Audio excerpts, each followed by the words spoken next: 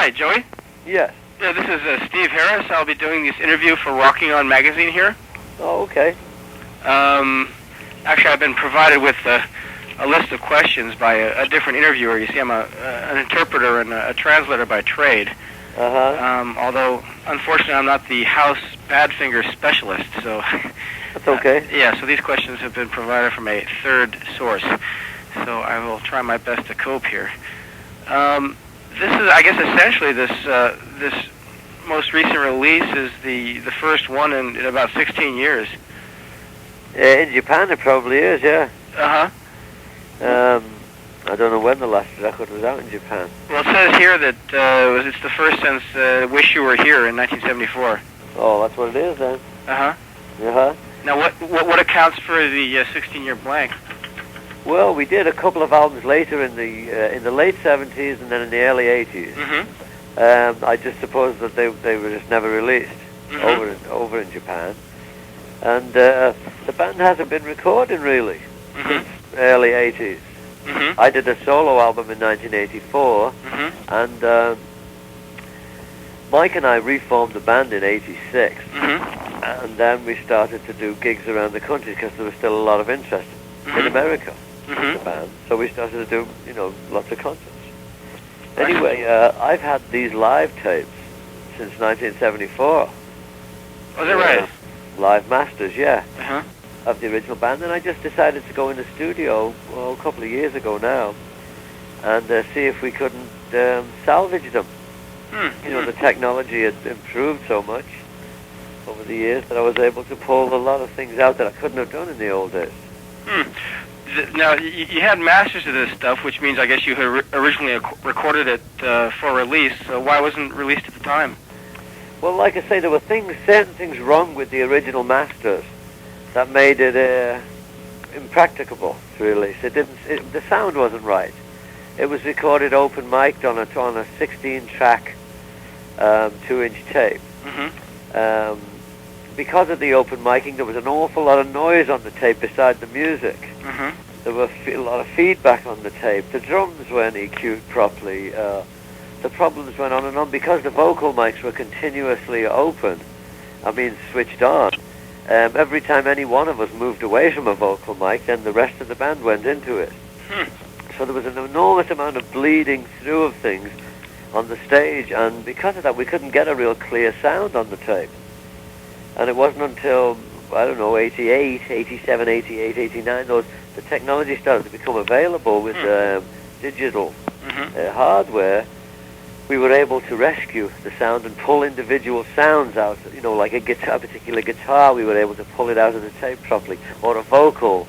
We were particularly anxious to pull out, the lead vocals on the songs and stuff. Obviously, we wanted people to be able to understand what was going on. So really, that's why.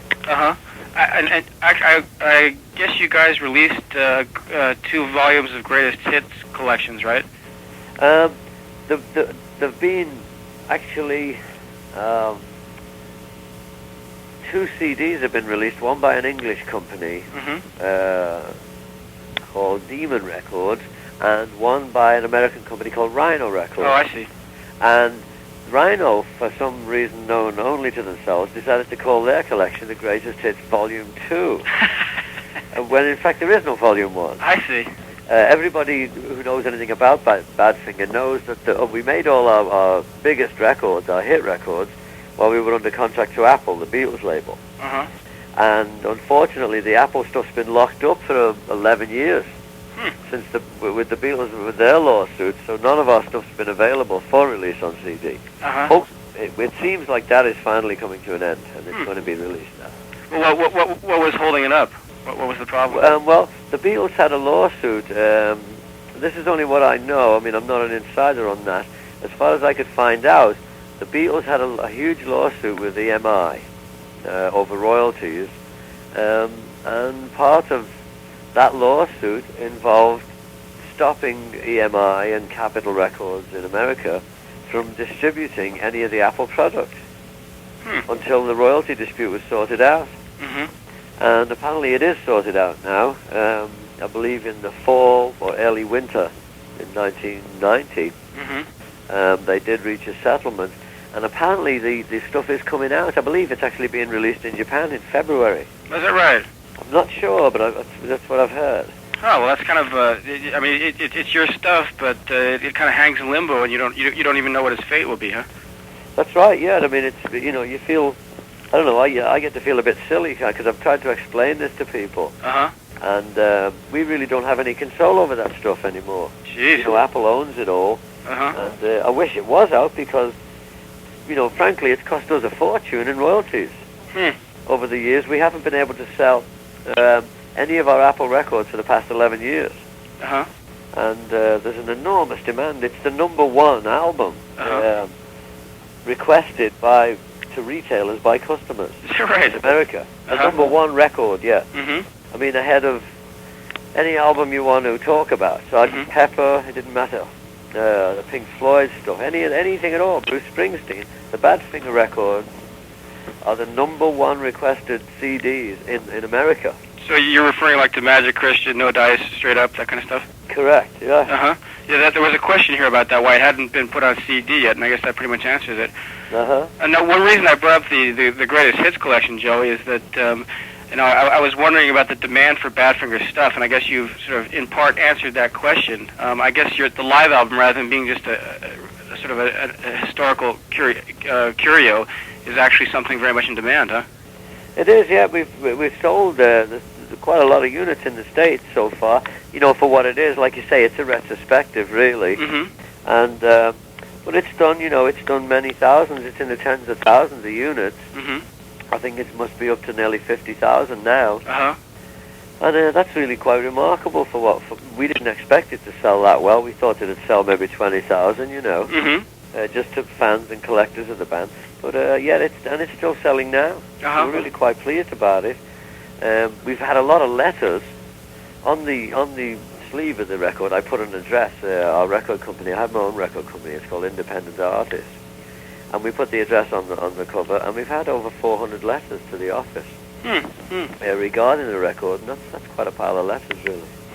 I happened to be in a record shop one day when they were playing the Rhino Collection, and I had sort of been blissfully ignorant of your earlier material, except for the major hits, but I was struck by how fresh it still sounded. And not referring to the major hits I'm acquainted with, but just the stuff that I had never heard before. What do you think accounted for the high level of quality? Because we took a lot of time. I hope you're talking about the quality of the songs. Yeah. We took a lot of time. That was our real forte as far as being a rock band was the songs we wrote. We'd take a lot of time in choosing them, and then we'd take a lot of care in arranging them and working them out, as best as we could. And other than that, I really don't know why. It's remarkable to me, When we still get, according to our ASCAP royalties, like the radio royalties, we're still getting played all over the world, and we're still getting played quite a lot.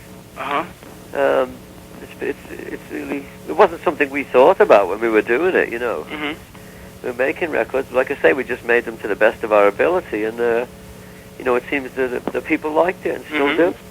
I think maybe in retrospect, though, you guys were sort of originally promoted as Beatles proteges, and that was a pretty heavy-duty image to live up to. Do you think that was a burden at the time at all? It was a burden to the group because a lot of people came to see us based on those assumptions. They even imagined that George Harrison would be there, or Paul would be there, or one of the Beatles would be playing with us. Some people to this day refuse to believe that we were actually the group that played the record. They insisted that actual Beatle record. And it did get to be a bit of a pain after a while, and of course, because of how big the Beatles were, everywhere we went, it seemed like all anybody wanted to talk to us about was the Beatles. And, after a while, that would kind of drive you mad, Yeah. Well, I guess, though, Paul wrote Come and Get It, right? He did, yeah. The story there was the group was signed to Apple in 68, and had a little success with some of their own stuff, an album called Maybe Tomorrow. Paul, in 69,